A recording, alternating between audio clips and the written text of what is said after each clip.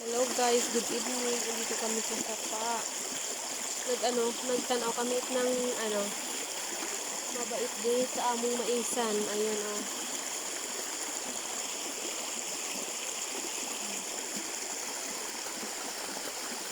Ayun.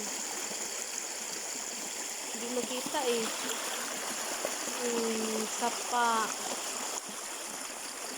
Ito kasi yung mais namin doon oh. Hindi makita.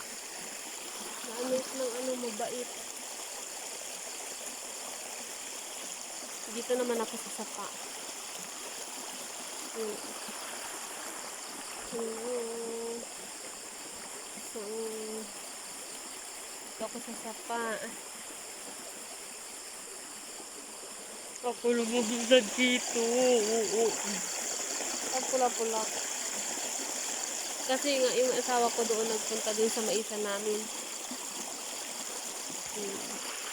Isin ang tubig oh. Ang linis ng tubig. Ang sarap kaya manulo. Sabi nga ng asawa ko kanina maglagaw din sa Sapa. Kasi namin alam na matinaw ang tubig oh.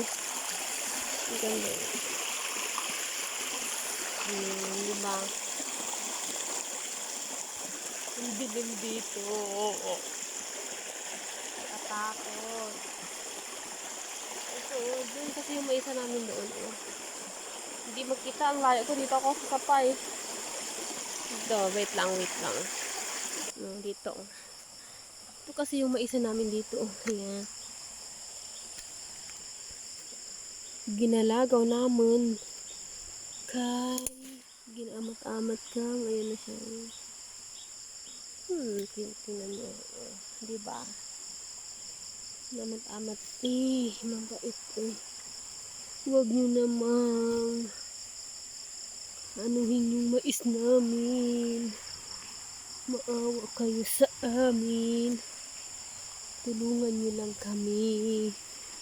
Huwag nyo namang anihin. Yan. Kaya nga, paggabi dito kami. Kasi nga, may mga bunga na kasi. Kaya yung iba, mga 2 linggo na lang siguro, pwede na yung tingnan mo naman, oh. Diba? Ako lang mag-isa dito. Yung asawa ko doon sa kabila.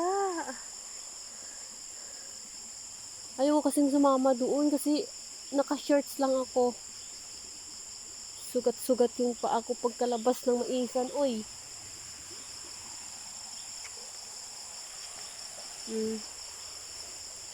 Yung iba maliliit pa. Hindi kasi yung bunga nila hindi parehas-parehas. May nauna, may nahuli, ganyan talaga. Ito oh. Sana ganito yung bunga nila.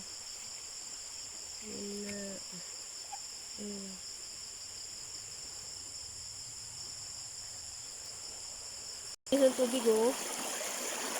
Oh, di ba? Kanami manulo.